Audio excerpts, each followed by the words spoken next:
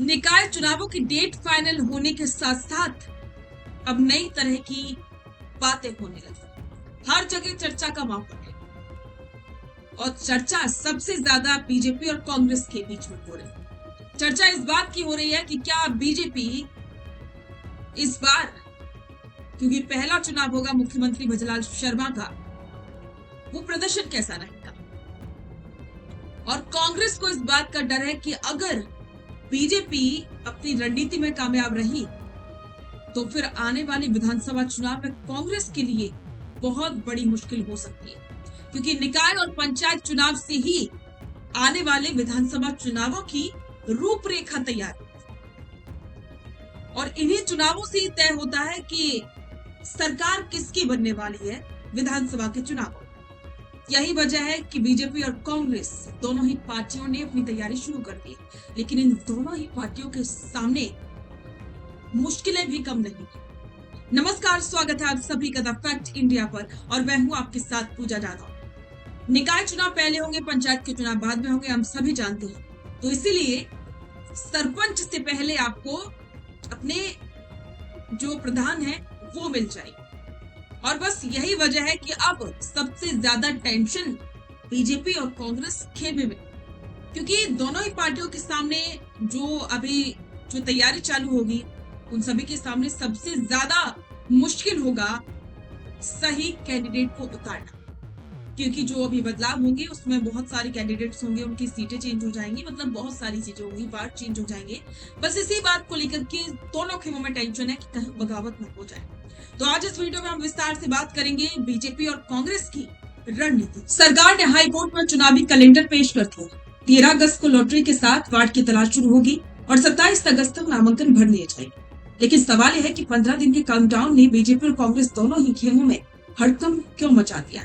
क्या इस बार आरक्षण का लॉटरी चक्र पुराने दिग्गजों का पत्ता साफ कर देगा, या फिर नेताओं को अपनी सीट बचाने के लिए नए वार्डों का रुख करना पड़ेगा। पूरे घटनाक्रम को समझिए। 13 अगस्त को दोपहर बाद जैसे ही वार्डों के आरक्षण की लॉटरी खुलेगी, वैसे ही प्रदेश के सभी नगरीय निकायों का राजनीतिक परिदृश्य रातों रात बदल जाएगा। 13 अगस्त से लेकर के 27 अगस्त तक महज 15 दिन का वक्त, और इन्हीं 15 दिनों में नेताओं को अपना नया वार्ड चुनना होगा, पार्टी से टिकट के लिए जोड़ तोड़ बिठानी होगी और 27 अगस्त तक अपना नामांकन भी दाखिल करना होगा। चुनावी जानकारों की माने तो 15 दिन में दोनों ही पार्टियों के लिए किसी अग्नि परीक्षा से कम नहीं होने वाले। सबसे पहले बात करते हैं सत्ताधारी भारतीय जनता पार्टी की। बीजेपी के लिए ये चुनाव अपनी साख को बचाने की लड़ाई है। प्रदेश में सरकार होने के नाते बीजेपी पर निकायों में अपना परचम फहराने का भारी दबाव, और बीजेपी के लिए 3 सबसे बड़ी चुनौतियां। पहली है स्थानीय विधायकों का रिपोर्ट कार्ड। बीजेपी में इस बार टिकटों का अंतिम फैसला स्थानीय संगठन, विधायकों और उनके अंतरिम आंतरिक सर्वे रिपोर्ट के आधार पर होगा। जिन पार्षदों पर जो दबाव बना रहे हैं उनका परफॉर्मेंस खराब रहा है, उनका पत्ता साफ कटना तय माना जा रहा है। और एक और है एक ही वार्ड तक सीमित नेताओं की परेशान।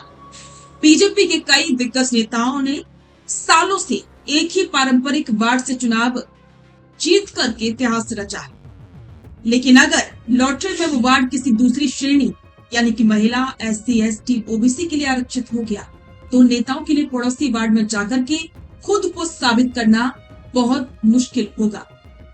और तीसरा है भीषण दावेदारी और बगावत का डर।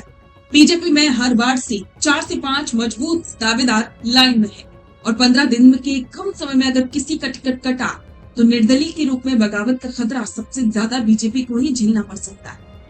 अब बात करते हैं विपक्षी दल कांग्रेस की। कांग्रेस के लिए ये निकाय चुनाव शहरी मतदाताओं के बीच अपनी पैठ फिर से बनाए रखने का एक बहुत बड़ा मौका है। कांग्रेस का राजनीतिक दांव अगर समझे तो सबसे पहला है राजनीतिक जातीय समीकरण का मास्टर स्ट्रोक। 13 अगस्त को जैसे ही लॉटरी से नए वार्ड आरक्षित होंगे, कांग्रेस की नजर तुरंत जातीय समीकरणों पर टिक जाएगी। जिस वार्ड में जो जाति निर्णायक होगी, कांग्रेस वहां तुरंत नया स्थानीय चेहरा उतारने की तैयारी। और एक और है नए चेहरों का दाव। कांग्रेस इस बार पुराने चेहरों के बजाय युवा और नए कार्यकर्ताओं को मौका देकर के बीजेपी के खिलाफ एंटी इनकम्बेंसी बुलाने की कोशिश कर रही है। और एक है एकजुटता की परीक्षा। कांग्रेस के लिए सबसे बड़ी चुनौती होगी 15 दिन के भीतर खड़ों में बटे कार्यकर्ताओं को एक मंच पर। अगर 27 अगस्त से पहले टिकट वितरण सही तरीके से नहीं हुआ तो असंतोष पार्टी का खेल बिगाड़ सकती है। लेकिन इस पूरे चुनाव में सबसे दिलचस्प लड़ाई क्या है आप जानते हैं? सबसे दिलचस्प लड़ाई है सही वार्ड चुनने की जंग। मान लीजिए कोई नेता पिछले 10 साल से वार्ड ए से चुनाव लड़ रहा है और 13 अगस्त की लॉटरी में अगर ये वार्ड आरक्षित हो जाता है तो उस नेता के पास दो ही रास्ते बचे हैं। या तो वो अपनी पत्नी रिश्तेदार को मैदान में उतारे या फिर पड़ोसी वार्ड बी में जाकर के नए सामाजिक और राजनीतिक समीकरणों का तालमेल है। लेकिन पड़ोसी वार्ड में पहले से ही बीजेपी और कांग्रेस के दूसरे दावेदार तैयार बैठे हैं, यानी कि एक ही पार्टी के भीतर टिकट पाने के लिए भीषण अंदरूनी जंग होना बिल्कुल नहीं। साफ है कि 13 अगस्त से लेकर के 27 अगस्त तक ये जो समय रहेगा 15 दिन का, राजस्थान की राजनीति में भारी उथल पुथल लाने वाला। शहरों की चौपालों से लेकर के जयपुर के प्रदेश कार्यालयों तक हर तरफ बैठकों और चोर तोड़ का दौर शुरू हो चुका है। अब देखना होगा कि 15 नवंबर तक चलने वाले इस चुनावी रण में बीजेपी अपनी सत्ता का दबदबा कायम रख पाती है या कांग्रेस बाजी मारती है। अब तैयारी तो दोनों ही पार्टियां कर रही हैं, लेकिन अब सवाल उठता है कि जीतेगा कौन? आपको क्या लगता है कि जो नगर निकाय के चुनाव होंगे उसमें बीजेपी अच्छा प्रदर्शन करेगी या फिर कांग्रेस? आपके विचार कमेंट बॉक्स में साझा करें और बने रहें द फैक्ट इंडिया के साथ। अपना पॉडकास्ट शुरू करना चाहते हैं और चाहते हैं कि पहले दिन से उसे लाखों लोग देखें, तो अब ये पॉसिबल है जयपुर में। जयपुर का सबसे तेजी से बढ़ता हुआ digital news channel the fact India आपके पॉडकास्ट को वर्ल्ड क्लास बनाने के लिए जयपुर के बीचों बीच श्याम नगर में लाया है world class podcast setup, green screen setup. उसे शूट करने के लिए best state of the art facilities, editor से लेके लाखों फॉलोअर्स और करोड़ों वाली रील्स वाला यूट्यूब चैनल, और ये सब आपको एक ही जगह पर मिलने वाला है। तो पूरी जानकारी के लिए आज ही व्हाट्सएप कीजिए इस नंबर पर।